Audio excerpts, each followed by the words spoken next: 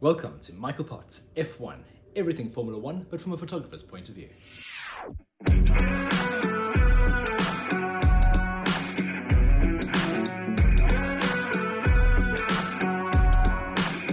Round 6, Monaco. Sadly, this weekend there was no Formula One.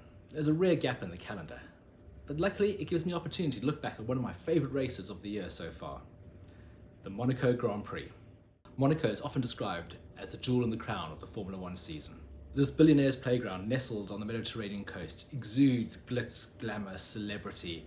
It's everything Formula One aspires to be. But for many motorsport purists, Monaco is the worst race on the entire calendar. It has very narrow streets with tight corners and short straights, meaning it's very difficult for cars to overtake. This often leads to a very processional race with not much happening in it.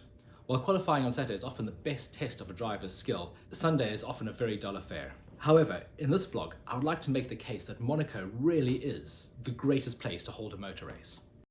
Glamour. Where Monza is a temple to speed, Spa has its beautiful rolling hills, and Japan has incredible fans, nowhere has glamour like Monaco. It's true that Miami and Silverstone have star-pulling power, but where else can drivers brush cheeks with royalty? The Monaco grid is awash with fascinating people. From supermodels to TikTok sensations, from aging actors to aspiring wannabes, from cricketers to fashion designers, from billionaires to blaggers. It's an amazing slice of humanity, all brought together for this one motor race. Photographing the grid in Monaco is intense. Photographing every grid is intense, but it's doubly intense in Monaco. You're working in a much smaller space and there's a lot more people there. Everything is rushed, everything is chaotic. There is a buzz, there is electricity in the air that is undescribable. Home race. Charles Leclerc was born in Monaco. He grew up here. He went to school down these streets. This is his hometown. He's not the only driver that lives here. Of the current 20 Formula One drivers, 8 of them live in Monaco. We obviously have Charles Leclerc, we have Lewis Hamilton, Max Verstappen, Daniel Ricciardo, Valtteri Bottas, Alex Albon, Sergio Perez, and just joined them, Lando Norris. Along with the current drivers, there's a host of former Formula One drivers who call the Principality home. Nico Hülkenberg, Jenson Button, David Coulthard, Antonio Giovinazzi, Nico Rosberg, Mika Häkkinen, Gerhard Berger. The list is extensive. The reason so many of them choose the Principality as home is not only is it centrally located in Europe, it's stunningly beautiful, but it has really attractive tax policies. There's no income tax, there's no corporation tax, there's no wealth tax, there's no inheritance tax for direct family members. This makes being a resident of Monaco highly desirable. Because it's a home race for so many of them, a lot of the drivers tend to arrive in unusual ways.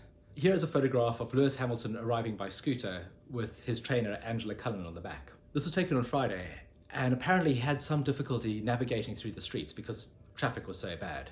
So on Saturday and Sunday, he arrived by boat. Street circuit. Monaco is not unique being a street circuit. We have several street circuits in the calendar: Singapore, Baku, Montreal, Australia, but it is unique in certain ways. It's the only circuit that opens up to the public after every day. So you can actually drive your car down the same streets that Max Verstappen drove earlier that day. With all street circuits, you get a really nice mix of racing car and street furniture. So here's a photograph of Charles Leclerc going down a street, and you can kind of see the painted lines, the directional arrows, and there's his Formula One car in the middle of that. I like to think that that was probably his bus route to school. Being in the city with a lot of tall buildings and pockets of light in between the shadows, you often get some very pleasing photographs of cars just coming into a bit of sunlight, as we have here with Lewis Hamilton coming into Portier, or this shot of Mick Schumacher as he turns into Mirabeau. Yachts. One of the defining features of the Monaco race are the amount of super yachts in the harbour. The track pretty much weaves its way around Port Hercule, giving us this great vista of the harbour. During the race weekend, that harbour is full of super yachts. Vast vessels. There was one so big they were able to set up a mini football pitch on the deck. These vessels are amazing, and being on one of them for race weekend would be incredible. But I'm not sure it's the best place to watch Formula One from. This is a photograph of George Russell heading out of the tunnel down towards the Nouvelle Chicane, a little bit of spark coming out of the back, and in the background you can see the super yachts lined down the side of the harbour. Interestingly, the boats along the side of the racetrack can't actually be moored to the harbour. They need to be moored several meters into the bay. Barriers. One of the great things about Monaco is how close the cars get to the barriers. Because the streets are so narrow and the corners are quite tight, the drivers need to get as close as possible to the barriers to maximize the speed going in and out of the corner. This gives us a great opportunity to photograph the cars close up at high speed. This is a shot of Max Verstappen in the swimming pool complex. I shot this at a very high speed. This is 1/2000th of a second. And you can actually see some of the patterning on the tires. At this point, the cars are hurtling past you, and it's a very difficult shot to pull off. I like how you can get really low down on this shot. It's something unique that you can't do anywhere else. This is a photograph of Mick Schumacher heading towards the Lowe's hairpin. And again, you can see how close the car is to the barriers. It's an incredible experience being so close to these cars when they're going at such speeds. Usually it's completely safe. Occasionally it can go wrong, as it did here when Lance Stroll crashed into the barrier just outside the swimming pool. Thankfully, he was a skillful enough driver to crash early in the corner and not later where I was shooting from. This is a track where drivers are on the edge. They're trying to maximize every opportunity and push things as far as they can. And occasionally they get that wrong, as they did with Daniel Ricciardo coming into the swimming pool complex. History. Monaco is one of the oldest races on the calendar. The first race was in 1929, and it was part of the inaugural Formula One season in 1950. Racing in Monaco was the brainchild of Anthony Noakes, and he has been honoured by having the final corner named after him. Monaco is one of those tracks that doesn't have corner numbers, but has corner names. Each corner name has an amazing story behind it. We have Saint Devote at the first corner, which is named after a beautiful chapel just on the outside of the track. Saint Devote is a patron saint of Monaco, and tradition has it that royal brides on their wedding day will leave their bouquet at the Saint Devote chapel. From here, the track goes up Beau Rivage, or beautiful seashore, down to Massenet, named after the French composer, Mirabeau, which is named after an old hotel, to Poitiers, the entrance to the tunnel. From here, the track goes down to Tabac, which is named after a tobacconist's, going through the swimming pool complex and coming up to Le Rascasse, which is an old fisherman's pub. Monaco's corners are steeped in history. The most famous one, undoubtedly, is Lowe's hairpin. This is probably the most iconic corner in the whole of motorsport. It's the slowest corner on the calendar, and it's the corner that the teams use to calibrate their gear settings for the entire season. This photograph was taken from the top of the Fairmont Hotel, and is a view that's open to the public, for a price. This might be a slightly better view than the back of a yacht. While Monaco is a historic race, the landscape is always changing. Here's another photograph taken from Lowe's hairpin. This used to be a gorgeous photograph where you would get a picture of the car and the sea in the background. However, there's a new development that's going up at the edge of Poitiers. This will sadly block out the view of the sea from here. The development looks quite spectacular, and I've heard rumours that the penthouse is going to be sold at $1 billion. The tunnel. Monaco is the only race that has a tunnel as part of the racetrack. The tunnel makes its way beneath the Fairmont Hotel, and it's a real privilege that we get to photograph from inside the tunnel. The sound is deafening, you have to have ear protection, but it's an amazing experience. The cars get really close to the barrier. Photographing in the tunnel is quite difficult. It is very dark in there. Unlike a lot of the night races, there doesn't seem to be as much light available for us to use. There's also a lot of protective fencing, so finding a spot where you can get a shot between barriers or between fencing is quite tricky. A slightly better shot is just on the exit of the tunnel. So as the car is moving from that transitional point between dark and light, you can get some quite spectacular photographs. This is Carlos Sainz coming over a slight rise, which is creating a little bit of spark.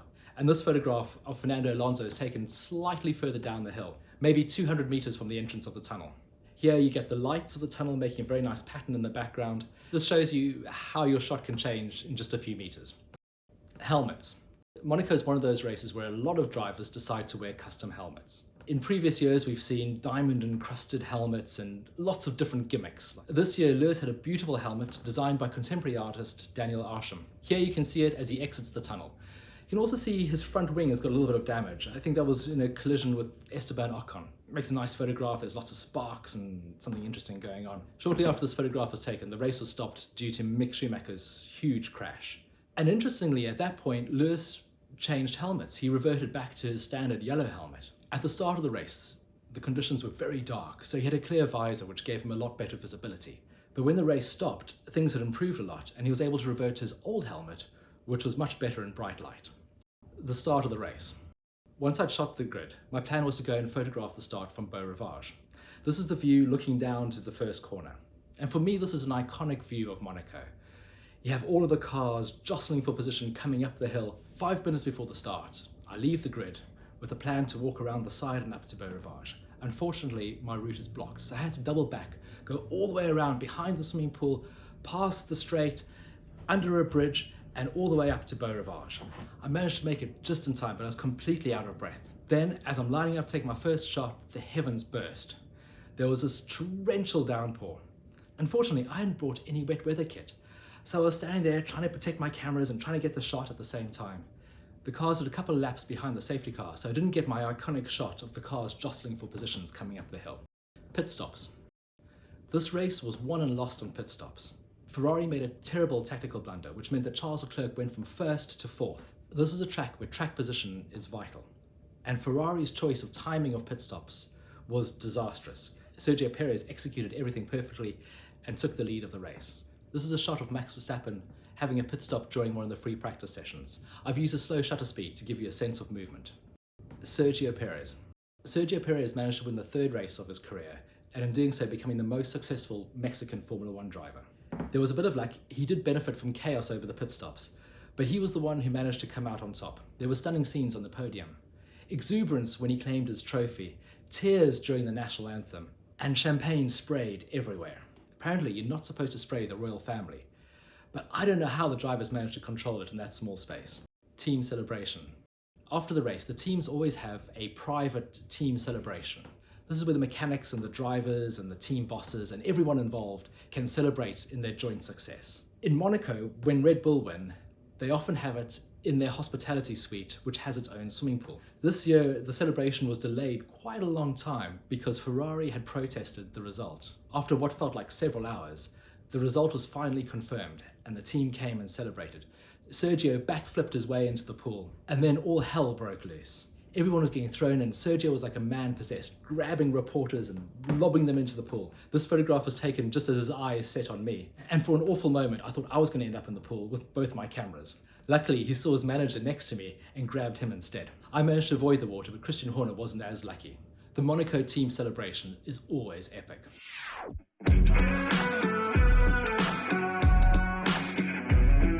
Thank you for watching this review of the Monaco Grand Prix. I hope you enjoyed this step back in time. The next race is at Le Castellet in the south of France. This is a track that has suited Mercedes in the past, and there could be a good result on for Lewis Hamilton or George Russell. Until next week, thank you for watching.